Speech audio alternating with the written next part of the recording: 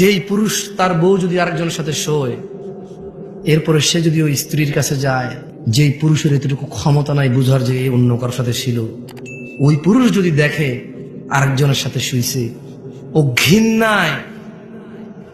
ঘৃণায় লজ্জায় রাগে ক্ষোভে দুঃখে ওকে পুরো পৃথিবীর বিনিময় দিলেও বলবো যে বউ আমি রাখবো না ভাই।